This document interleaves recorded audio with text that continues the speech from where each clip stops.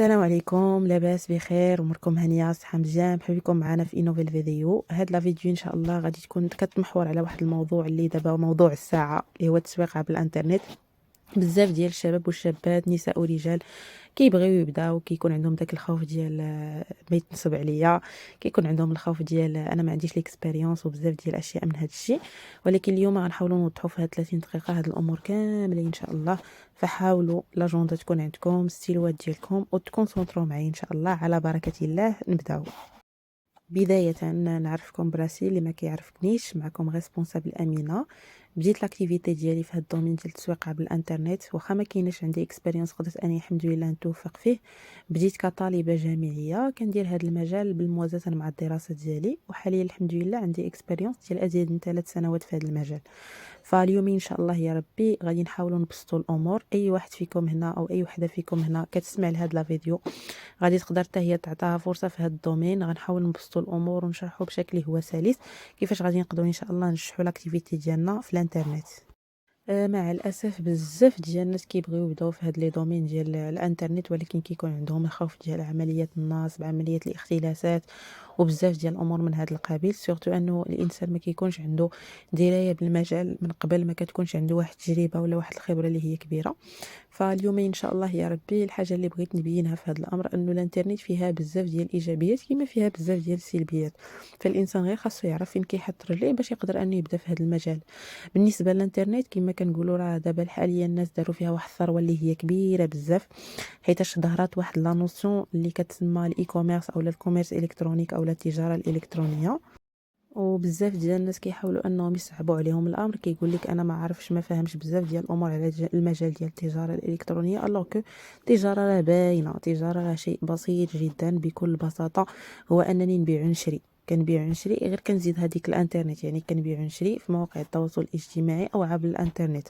بلاص ما غنفتح محل ديالي في الواقع، ما عنديش داك الفلوس كامله باش غادي نقدر نفتح محل ونكري محل وبزاف ديال الاشياء. غادي ندير محل في الانترنت في التليفون ديالي وغنبقى نبيع ونشري. هذا المجال فيه بزاف ديال الامتيازات. اول حاجه ما فيهش استثمار كبير، حيت الا بغيتي دير واحد المحل ضروري غيخصك واحد الفلوس اللي هما كثار، وممكن يكون عندك الربح ممكن تكون عندك الخساره. الوغ كو في الانترنت ما كاينش المجال ديال الخساره، حيت ما فيهش المخاطره الماليه. زيادة عن ذلك ما يحتاجش مصاريف ديال الموظفين، حيتاش اصلا كتبدا لاكتيفيتي ديالك حرة، ما فيهش شي محل غتحتاجو اولا شي مخزون اللي هو كبير. اجراءات ادارية ما كتطلبش، ما فيه شروط معينة ديال الانضمام. تقدر انه تبيع داخل المدينة ديالك او خارج البلد ديالك، اكيد تقدر تبيع داخل وخارج المغرب. وكتستافد من بيانات الزبناء، وهذه حاجة زوينة بزاف انه الداتا كتكون ديالك. يعني الكليان اللي بعتي ليه دابا تقدر تبيع ليه من هنا لشهر او شهرين او 3 شهور.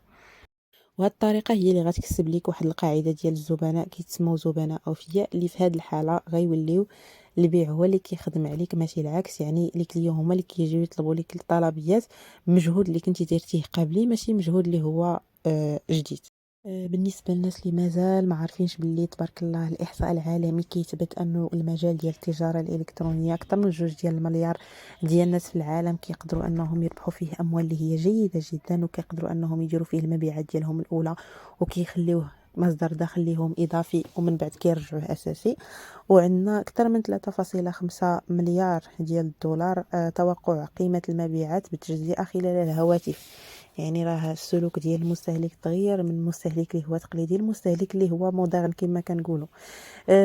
عندنا 5.5 تريليون دولار توقع قيمة التجارة الإلكترونية مع نهاية 2022. يعني راه تريليون راه فيه 12 صفر، تبارك الله راه واحد القيمة اللي هي كبيرة.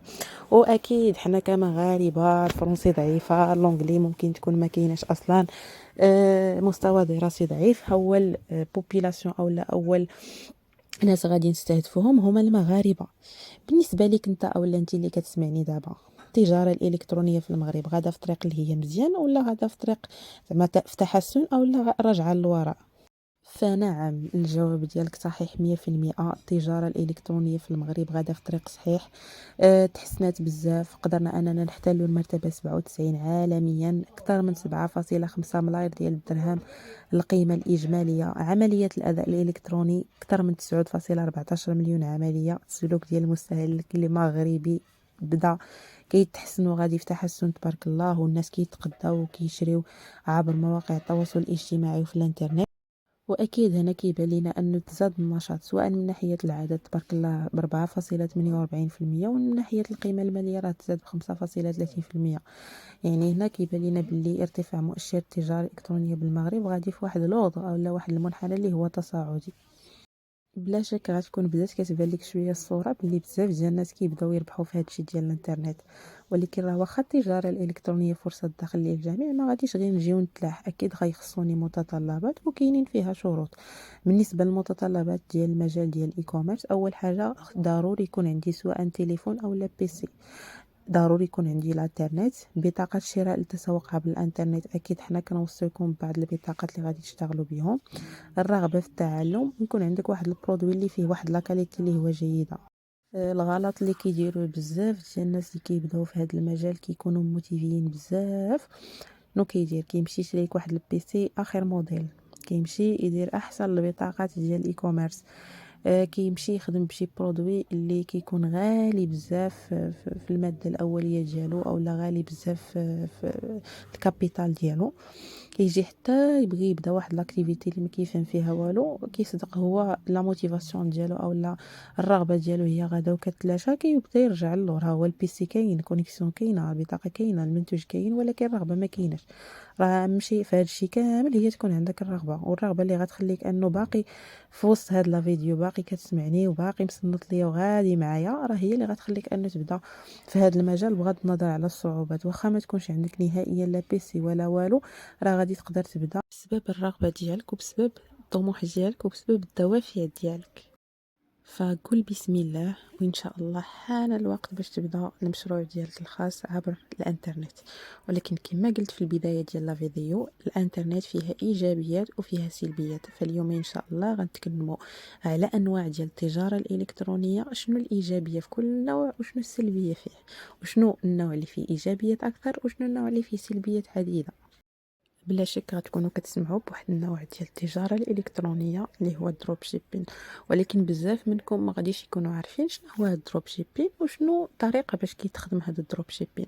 ولكن حيتاش بزاف الناس ما كتكونش عندهم خبره كبيره في المجال ديال التجاره الالكترونيه، فكيتموتيفيو بزاف فاش كيسمعوا بلي كاينين امتيازات ديال اجي تبدا المجال ديال الاي كوميرس بزيرو درهم. لكن راه هادشي راه ما كاينش، غير خدعه فقط. ما كايناش شي حاجه سميتها اجي تبدا التجاره الالكترونيه بزيرو درهم. انت اصلا بادي تجاره، كيفاش بغيتي تبدا بزيرو درهم؟ بحال هذاك الشخص اللي كتقول ليه اجي نفتح لك حانوت خاوي، فاش غيبقاو يجيو الناس يقولوا ليه بغينا الزيت، بغينا البوطه، بغينا هادي، يقول لهم سيروا حتى لغدا ان شاء الله، ملي نجمعوا الكوموند راه ان شاء الله غنعيطوا لكم. راه الشخص الا ما لقاش عندك الحاجه راه غيدوز لشخص واحد اخر ياخدها عنده. دونك بالنسبه للمجال ديال الدروب شيبين، الاغلبيه كيدخلوا ليه حيتاش ما غيشريش السلعه اولا ما غاديش يشري ستوك. يقول لك انا زيرو ستوك، يا سلام غنبدا واحد لاكتيفيتي غيكونوا الفلوس تيراش. الوغ كو في الواقع وي كيكون برودوي ماشي بالضروره تشريه، ولكن كاين بزاف ديال الاشياء اخرى ضروري خاصك يكونوا عندك باش انه تقدر تبدا في هذا المجال بالضبط. اول حاجه فورماسيون ديال التجاره الالكترونيه بصفه عامه راه ما تلقاهاش فابور، راه ضروري تكون كتفهم في شي حاجه باش انه تقدر تطيح فيها. كما كنقولوا راه ما يمكنش ليك تشوف واحد الفيديو تبقى تفرج كيفاش كنعرفوا نسوقوا وحنا اصلا ما عندنا لا بيرمي ولا زدنا لاكسيون. يعني ضروري خاصك دوز لاكسيون باش تقدر تفهم في الامر. لي فورماسيون دابا اقل زعما فلوس تقدر تعطيهم فورماسيون غتقدر تكون بواحد 700 درهم، 800 درهم، 1000 درهم، 2000 درهم. راه كيكون اللي كيخلص لي فورماسيون حتى ب 3000 4000 درهم، كاين اللي كيخلص فورماسيون وحده بمليون 2 مليون. من غير الفلوس ديال الفورماسيون اللي اكيد خاصك تخلصها، ولي فورماسيون ما كنصح حتى شي واحد فيكم هنا يمشي يخلصهم، حيتاش بارفوا كيكونوا مسجلين وكتكون شي فورماسيون فيها شي ميزاجور قديم الوغ كو حنا كاينين في الميزاجور الجديد. فما ننصحكمش انكم تشريو لي فورماسيون خاصهم ديما يكونوا اجور.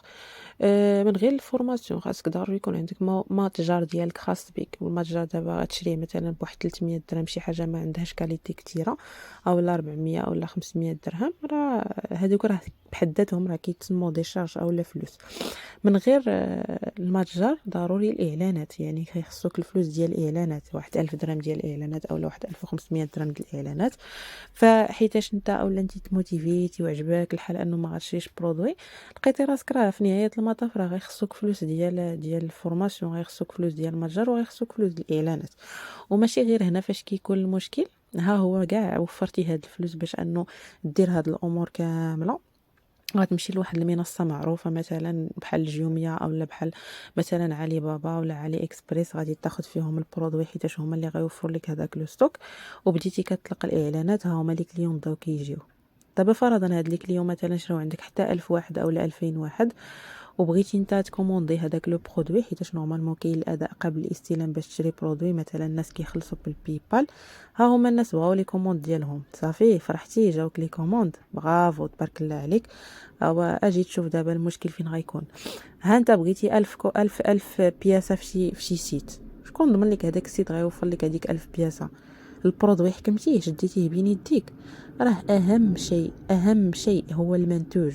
راه عدم توفر المنتوج كيعني انك ما كدير حتى شي حاجه. كتشري لي فورماسيون، شريتي بيسي، شريتي كاميرا، شريتي هادشي كامل، هادشي ماشي مهم، لا يقل اهميه. راه اهم شيء في هذا الامر كامل التجاره، خصني برودوي. يعني الا ما كانش عندي برودوي راه واخا نشري فورماسيون حتى بمليار، برودوي ما كاينش عندي، شنو غادي نبيع؟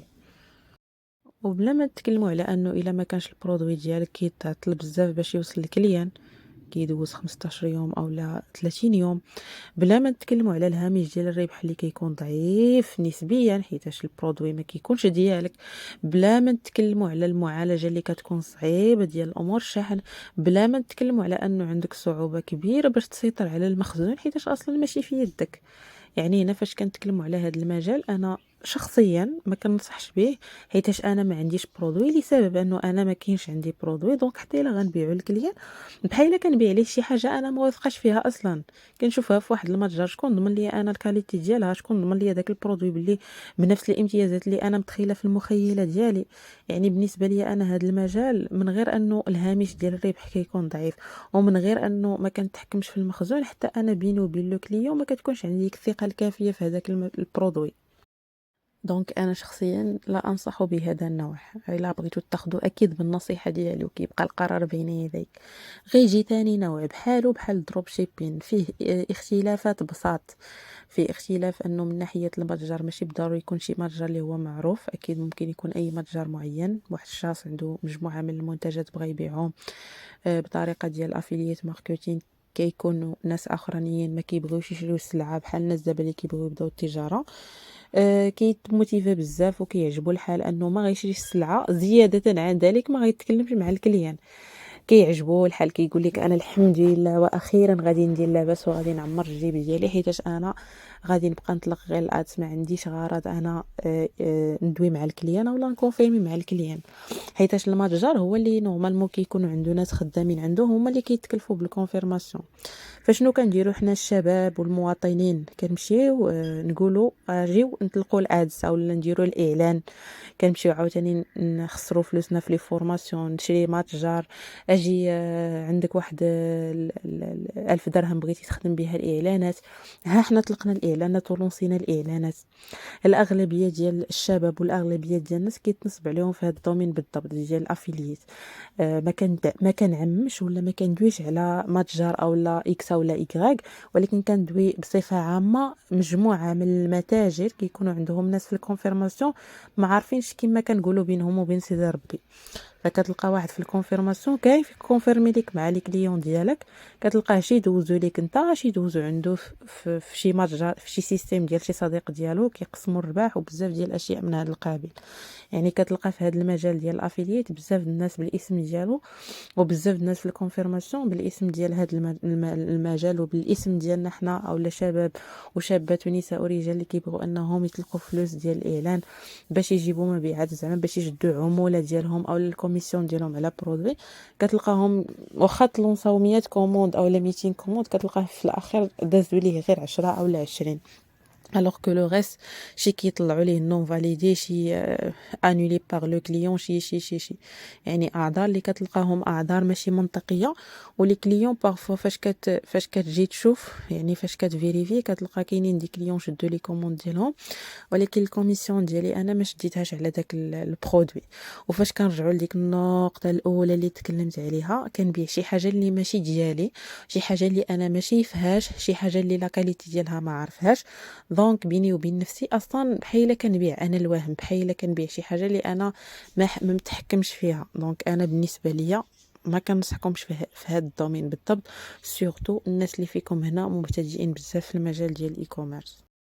واكيد كما شفتوا معايا فاش تكلمت على الدروب شيبين والافيليات غتكونوا لاحظتوا بلي فيهم امتيازات ديال انه السلعه ما غتكونش عندك السلعه ما غاديش تشريها راس المال ديال السلعه ما غتحتاجوش ولكن راس المال ديال السلعه اللي اصلا راه ضروري السلعه هي الاولى اللي خاصها تكون هي اللي مهمه في هذا الامر كامل هي اللي خليناها ما درناهاش ومشينا ركزنا على داكشي اللي ماشي مهم. دونك بالنسبه ليا انا كنفضل ان تكون السلعه في يدي وكنفضل انني يكون السلعه متحكم فيها وانا اللي كنليفريها بيدي بيان سور ماشي انا اللي كندوز توصيل لا كنكون كندير كولاب مع الناس اللي كيديروا لا ليفريزون كتكون السلعه في يدي انا اللي كندير نكد ليها لومبالاج وكندير ما يسمى الاي كوميرس لوكال باش انا ما يمشيش ليا حقي البورسونتاج د الربح ديالي يكون عالي ونكون خدامه مرتاحه والضمير ديالي مرتاح مع الكليان.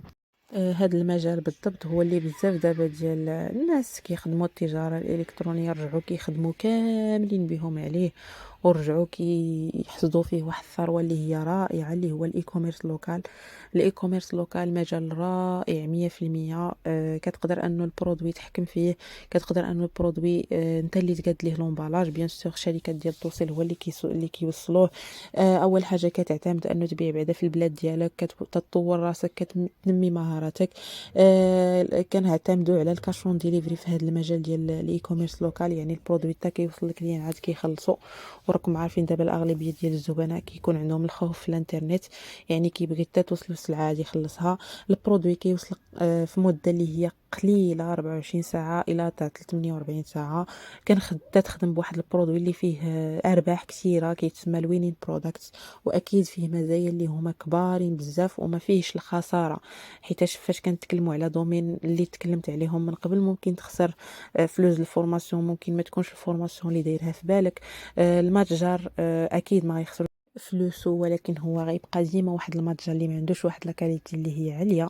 الاعلان ممكن تلق اعلان يجيوك لي كوموند ولكن انت ما عندكش برودوي دونك ما غتلقاش ديسپونيبل في ستوك انت تعطي في الفلوس ديال الاعلان.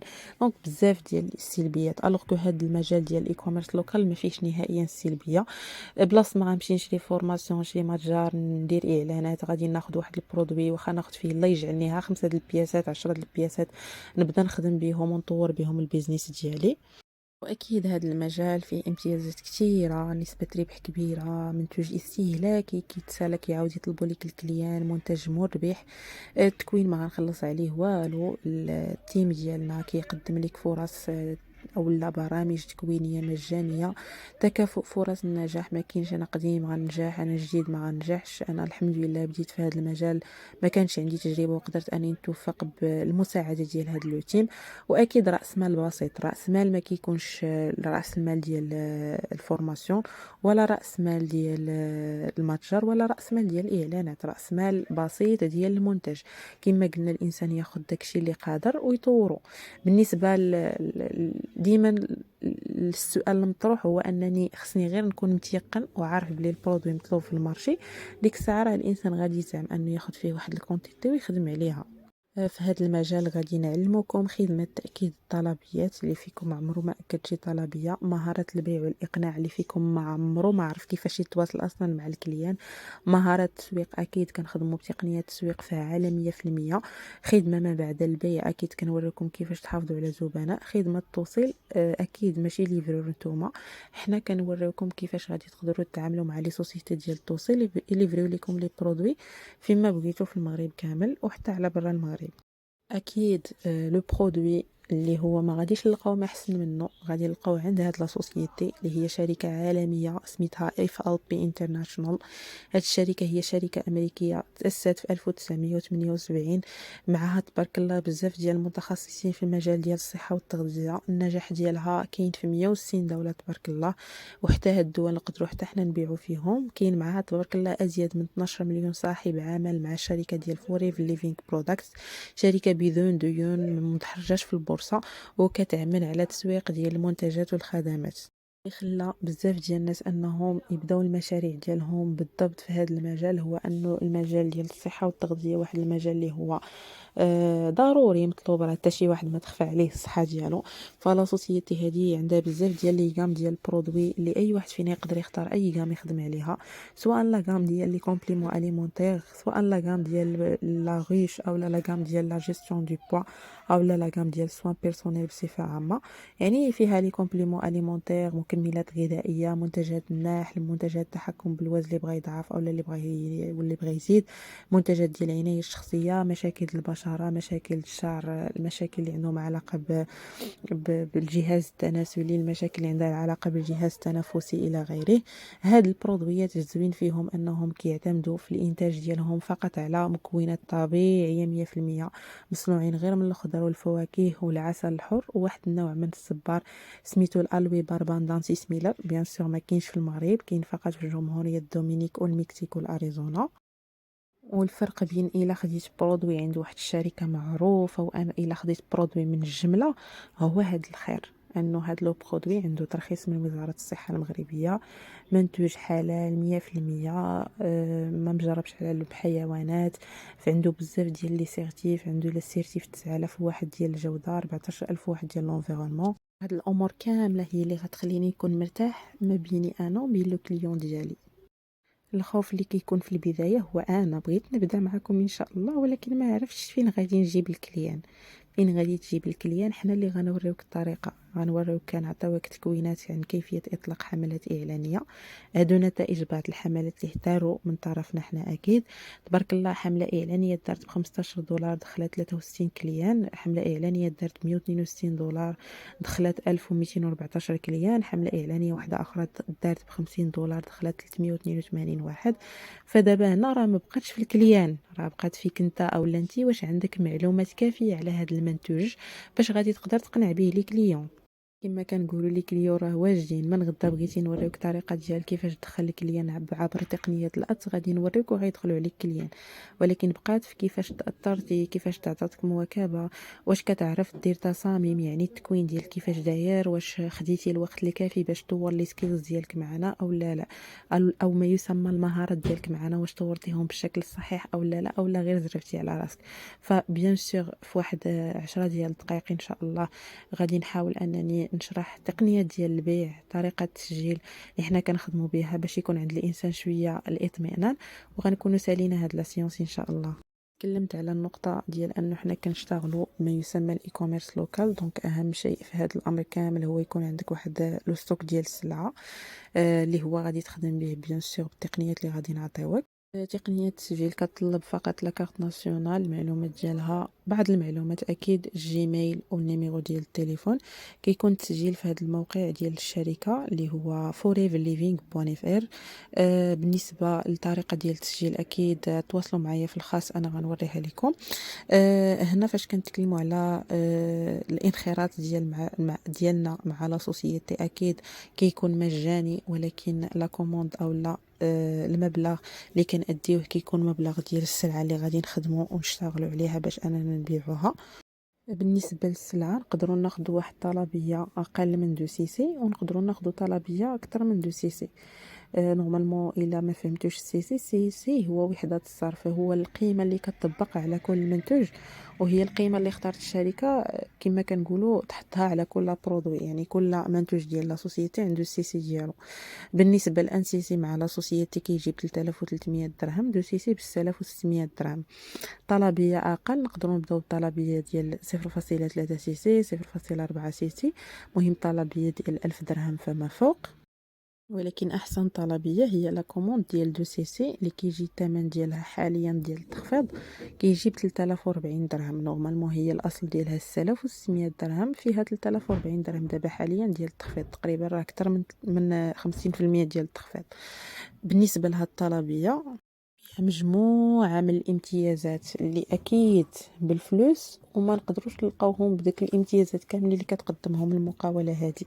كتعطي 30% ديال نسبة الربح على كل برودوي بعتيه.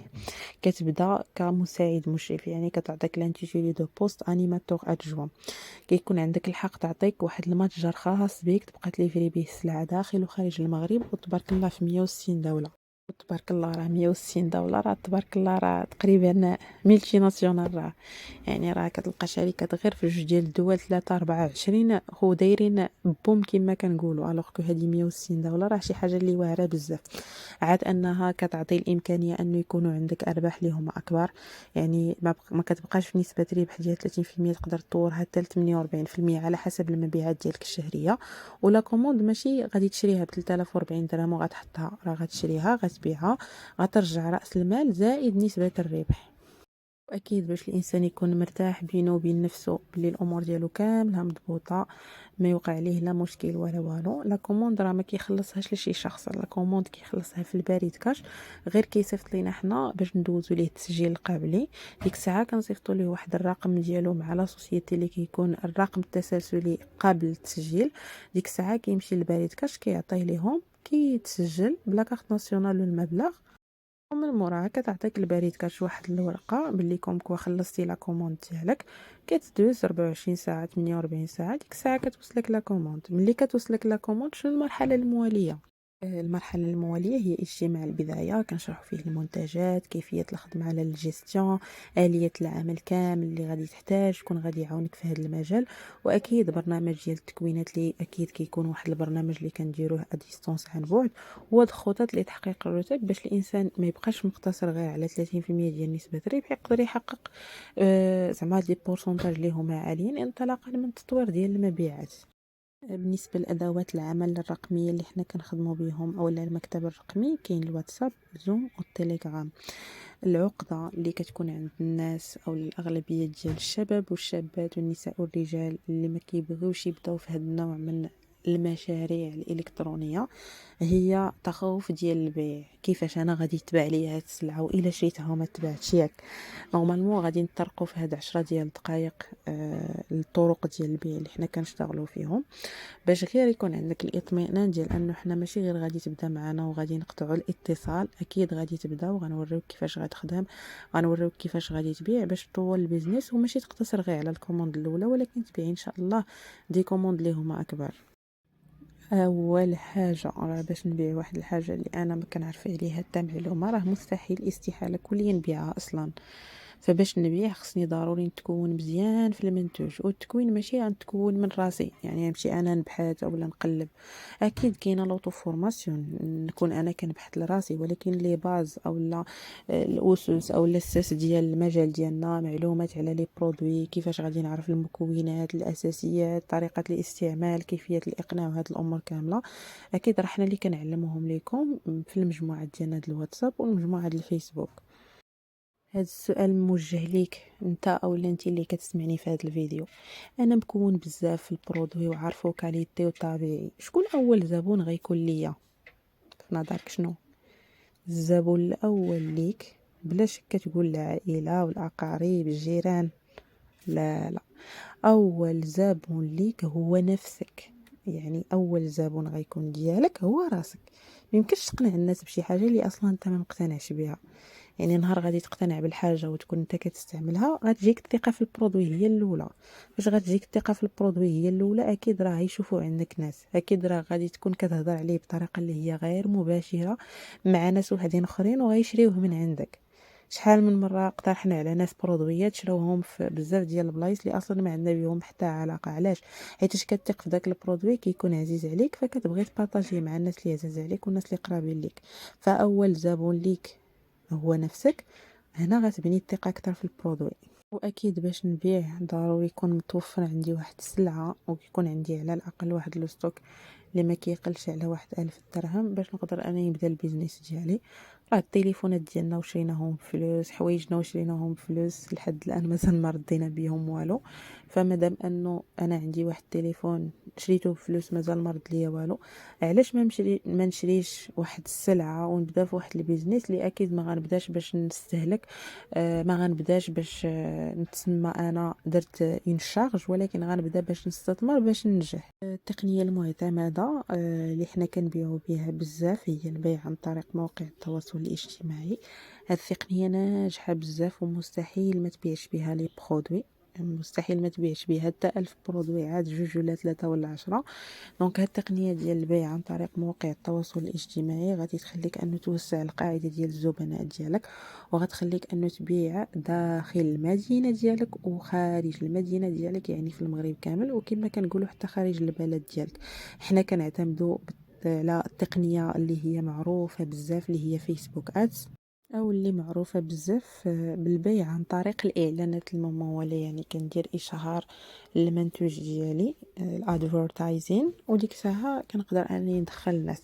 علاش زعما كنخدموا بزاف فيسبوك اد؟ حيتاش بالنسبه للفيسبوك كيتعتبر من اكبر المنصات ومن افضل المنصات ومن افضل الادوات للتسويق عبر الانترنت. فيه جمهور اللي هو واسع بزاف ومتنوع، تقدر انه دير فيه حملات اعلانيه، وكما بغى يكون العمل ديالك اولا المنتج ديالك غادي تقدر تنجحو فيه.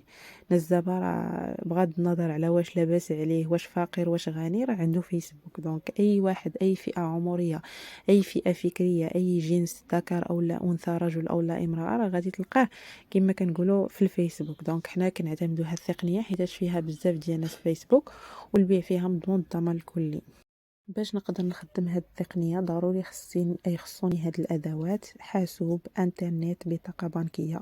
المنتج اكيد هادي راه ما يحيدهاش ليك الطبيب، ضرورية تكون كتفهم شوية في المونتاج. حنا غنعلموكم اكيد بشكل اللي هو مجاني كيفاش غادي تقدروا تصاوبوا تصوروا الفيديوهات. تكون عندك واحد الصفحة احترافية في الفيسبوك، حساب انستغرام وحساب فيسبوك. كيفاش تقادوا لي كونت، كيفاش تقادوا صفحات، هاد الامور كاملة غنعلموها لكم بشكل مجاني. جوج ديال لي زابليكاسيون ضروري يكونوا عندكم في الهواتف ديالكم: وحده سميتها بيبليسيتي فيسبوك، وحده سميتها فيسبوك بيزنس سويت. الدور ديالهم هو الكونترول ديال الادز، يعني كتراقبوا بهم النتيجه ديال الادز واش غادا في تحسن ولا لا. غير الا شفتوا معايا هنا في هذه الصوره، هادو نتائج بعض الحملات الاعلانيه. الا شفتوا معايا دابا، علاش الرتبه ديال المغرب 97 مزيانه لينا بزاف حنا؟ حيتاش الرتبه 97 غتخلي انه الكوست ديال الادز واخا يكون طايح راه يعطي ريزلت اللي هي جيده. الا شفتوا معايا هنا 30 درهم، 30 درهم ديال الادز قدرت انها تدخل 92 كونفرساسيون ديال لي كليون، و33 درهم قدرت انها تدخل 56، و60 درهم قدرت انها تدخل 347. يعني راه لي كليون كما قلنا راه واجدين، خاصنا غير نعرفوا شنو غنقولوا ليهم. صعيبه شويه، راه ماشي سهله، راه في البدايه غتعذبوا شويه في الفورماسيون، شويه ديال الفورماسيون غتكون شويه فيها التعب، متعبه، ولكن من بعد يبقى لكم غير التطبيق ان شاء الله ما يكون غير الخير. بالنسبه للختام ان شاء الله، هو طريقه ديال التسجيل. تكلمنا على النقطة ديال أنه كاينة طلبية ديال دو سي سي، هي أحسن طلبية اللي الثمن ديالها نورمالمون 6600، ولكن فيها تخفيض، واحسن تخفيض هو هذا ديال 3040 درهم. واكيد كاينه طلبيه اقل، يقدر الانسان يدير كوموند ديال 0.2 سي سي فما فوق، ولكن كما قلنا احسن استثمار هو ديال لا كوموند ديال 3040 درهم، ارباح ديال 1500 درهم في كل كوموند. كيتعطاني طلبيه ديال 2 سي سي وكنستافد من ارباح اللي هما محفزه جدا. الختام هو الانسان ممكن يقول بغيت نبدا في هذا المجال، كما ممكن يقول لا، اكيد ما غاديش نفرضوا عليه لا ولا لا. الانسان الا قال لا ما غنبداش هذا المجال، راه اكيد ما غيربح ما غيخسر، بحال الا ما دار والو كما كنقولوا. ولكن الا قال بغيت نبدا في هذا المجال، اكيد كاين النجاح وكاين الفشل ياك. النجاح اكيد نتمناه لكل شي الناس اللي كيتصنتوا لهذا الفيديو، هو ناخذ واحد لا كوموند ب 3040 درهم نبيعها، ونبقى غادي كنطول المبيعات ديالي حتى كنوصل للارباح اللي غيكونوا مناسبين ليا انا كبزوه او كرغبه او كظروف حياتيه. اما الفشل، زعما الانسان اللي كيقول انا الا شريت السلعه ب 3040 ما تباعش ليا وحلات فيا، ما بغاوش لي كليون يشريو عندي، هادو بالنسبه ليا انا غير الانسان كيتشائم على راسو واحد الحاجه اللي اصلا ما عطاش راسو فرصه باش يبداها. استباق الأحداث هو اللي كيخلي الإنسان ما يدير والو في الحياة ديالو، مع احترامي للجميع. حيتاش هنا فاش الإنسان يقول أسوأ احتمال غناخد كوموند أصلا شنو كيجي فيها؟ كيجيو فيها لي برودوي هادو أصلا كيكونوا في الاستهلاك الشخصي ديال أي شخص. دابا نتوما اللي كتسمعوا ما عندكمش معجون الأسنان في الدار، ما عندكمش كريم الشمس في الدار، ما عندكمش مزيل العرق في الدار، ما عندكمش شامبو في الدار. لي غير اغلبيه ديال لي برودوي اللي كيجيو كيكونوا ديال الاستهلاك الشخصي، يعني انا غنستهلكهم نيت لراسي نكونسوميهم اصلا. كنخسر فلوس في الكيماوي، علاش ما نخسرش فلوس في الطبيعي؟ اسوأ احتمال انا غنكونسومي ديك السلعه، الله يجعلني نكونسوميها كامله. واكيد كنقولوا هذا اسوأ احتمال، يعني ما درنا والو. ولكن راه الاحتمال اللي اكيد كيوقعوا فيه الاغلبيه، راه التيم راه فيه 2000 واحد 3000 واحد، كتلقى المغرب كامل راه فيه الناس بزاف بادين في هذه المشاريع. فالاحتمال ديال انني ناخذ السلعه راه كتكون التاريخ ديال الصلاحيه اصلا ديال لي برودوي فيها 3 سنين 4 سنين. وابار هادشي كنتعلم كيفاش ندير المونتاج، كيفاش ندير الايديتين، كيفاش غادي نقدر اني نتواصل مع الكليان، كيفاش غادي نقدر انني ناكد طلبيات خدمه التوصيل ومهارات ديال لا كومونيكاسيون، كيفاش نطلق الادز، كيفاش نبيع داخل المغرب وخارج المغرب، كيفاش نحافظ على لي كليون ديالي. هادشي كامل كنضربو في الزيرو بلي غنتعلم وغنطور راسي، ونستغل وقتي في شي حاجه اللي هي مفيده. وكنقول لا، انا غناخذ السلعه وغتوحل فيا، انا غندير غنفعل غنترك. الوغ كنسى ديك الفورماسيون اللي كتقدم ليا فابور، كنسى داك المتجر اللي الا بغيت ندير متجر بحالو راه يقدر ياخذ مني وقت، يقدر ياخذ مني فلوس اللي هي كثيره. وكنقول انا الا بديتو ما توفقتش، والا بديتي وتوفقتي، الانسان ديما يحاول انه يفكر بايجابيه ماشي بسلبيه. والله بعض الناس اللي كتلقاهم كيسمع 40 دقيقه ولا 36 دقيقه ولا 50 دقيقه ديال الكلام اللي كيكون موتيفي بزاف، كيمشي يسول الناس اللي اصلا فاقدين الامل ديالهم في الحياه، باقي كيفكر في الحريق، باقي كيفكر في الدوله ما عطاتوش، باقي كيفكر في انه الحياه مازال ما قدمتش ليه فرص. الوغ كل الفرص كيجيو كيخليهم كيولي عمى. فاش كيجيو دوك الفرص كيعمى، ما كيبقاش يفكر بالطريقه اللي هي صحيحه. فانا الا كان عندي اقتناع بالحاجه راه غنديرها، راه غادي. الحاجه الوحيده اللي يكون عندي هي الاطمئنان، نصلي صلاه ديالي الاستخاره وندعي الله يوفقني في الامر. هادشي اللي كاين، والله يسر للجميع، الله يوفقكم يا ربي امين. كنذكر بطريقه ديال التسجيل اللي غادي يتسجل، يحاول يرسل ليا في الواتساب لا كارت ناسيونال، فوتوكوبي ديالها مصوره من القدام ومن اللور، جيميل او نيميرو ديال التليفون. وبالنسبه للتسجيل كيأكد ليا من طلبيه غادي يبدا بها. وبالنسبه للرقم اللي غادي تراسلوني فيه في الواتساب راه غادي نخليه لكم اسفل الشاشه ان شاء الله يا ربي. اللهم يسر الجميع.